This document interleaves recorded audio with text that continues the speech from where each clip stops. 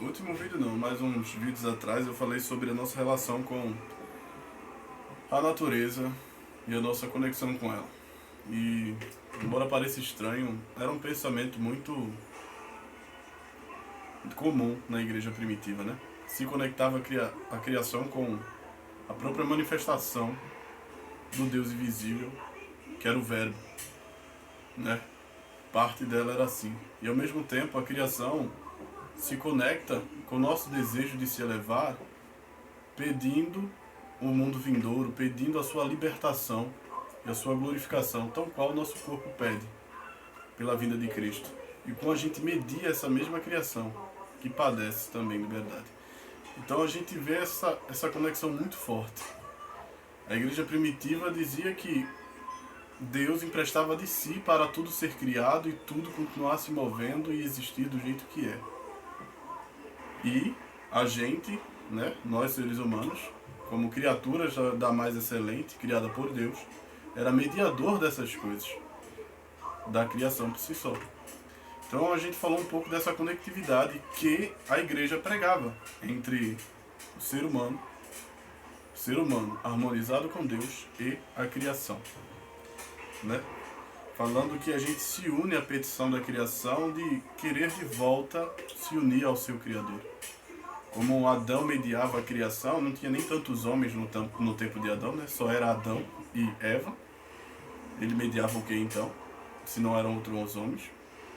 Ele mediava a si mesmo, Eva mediava a si mesmo, e Adão e Eva eram Adão, né? Toda a humanidade. E o resto que ele mediava era a própria criação, a natureza, os céus e tal, tudo em vida.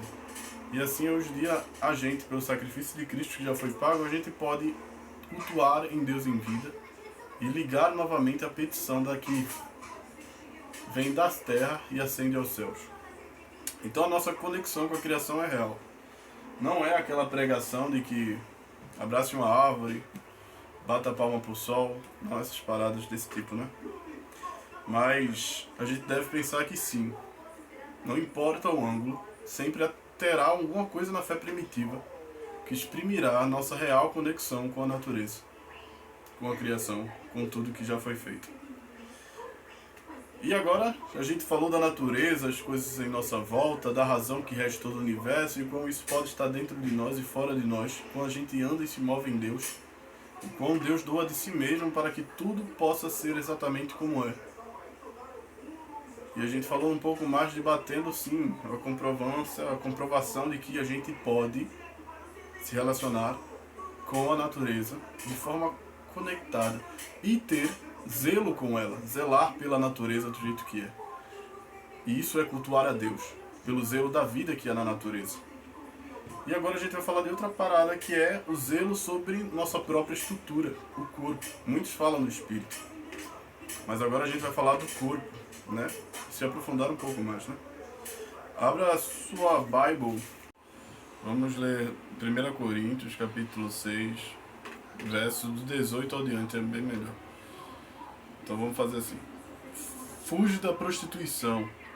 Todo pecado que o homem comete é fora do corpo, mas o que se prostitui peca contra o seu próprio corpo.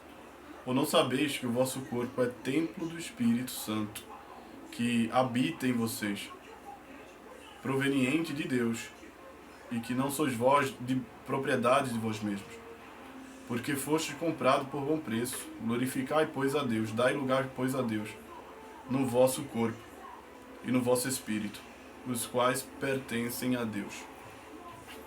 É interessante.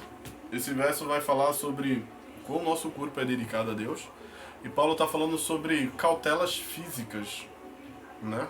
De não entregar esse corpo a qualquer pessoa à prostituição. E ele vai dar diversos elementos do porquê. Porque aquele que se une a outro fica, enfim, aquele tumulto de pessoa e tal.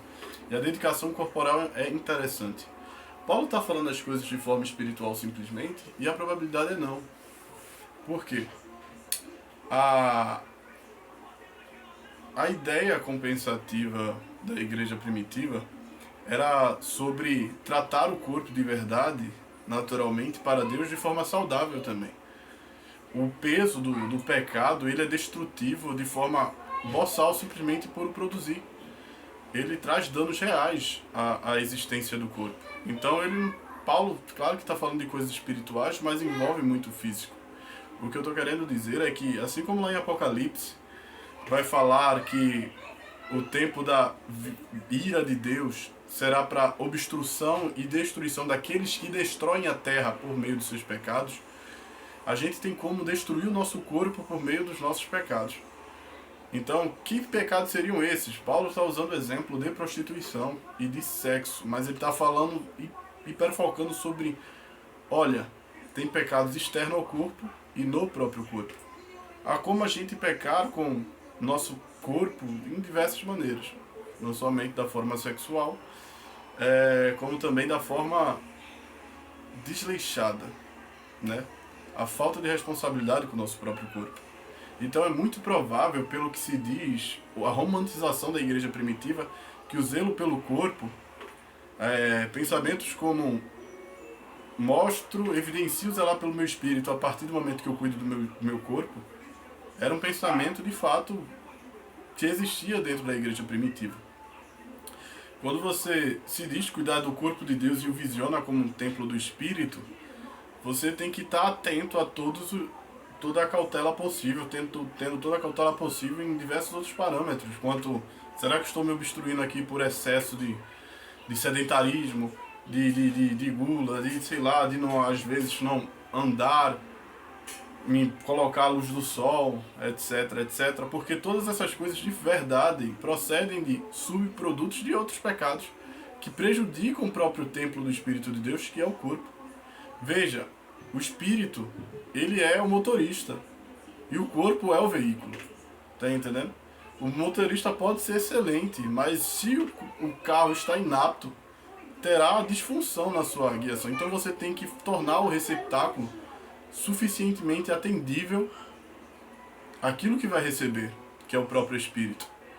Você tem que deixar teu corpo em dia, tua mente em dia, cuidar do teu corpo, tão quanto você necessita cuidar dos teus pensamentos. Pesquisas científicas vêm demonstrando que esses atos que hoje a gente chama de espiritual, que é parar para orar, meditar, jejuar, tem uma contemplação virtuosa incrível na recepção do nosso corpo. A gente, quando jejua, a renovação sanguínea, tudo acontece e tal. E a gente vê que os benefícios da ideia da santificação e de não procurar pecar, ela sempre tem um benefício de agora, de não destruição e de renovação, né? Então a autocapacidade e o poder, o lóbulo pré-frontal fica mais forte, que era o poder de decisão e de autocontrole quando você ora.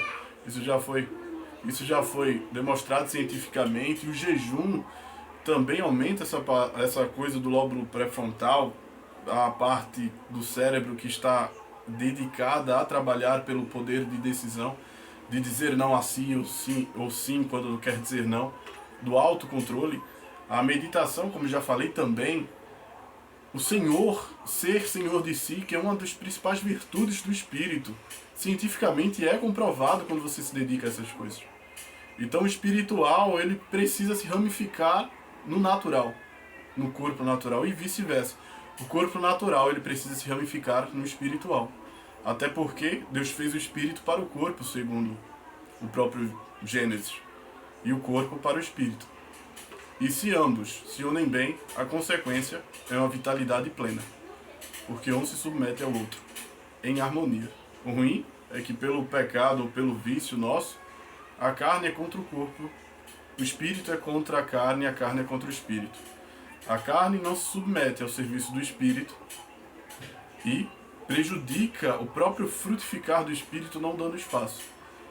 E o espírito não irá nunca vitalizar a carne, porque não se terá espaço. Ela quer aquela dominação mais animalesca.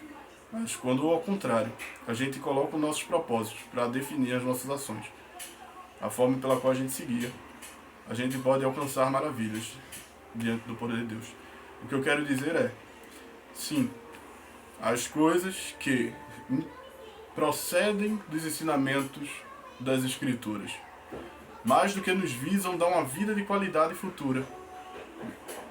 E como também nos visa dar uma abundante vida agora. A ideia de quando Cristo pede para que não nos preocupemos com o dia do amanhã, quando pede que vivamos um dia de cada vez e renovemos-nos, pois dia após dia, a cada nascer de sol, que nem o Paulo fala em espírito, tudo isso são benefícios que nos constam agora para o nosso próprio corpo. Tudo isso são benefícios que nos faz elevar como ser humano agora.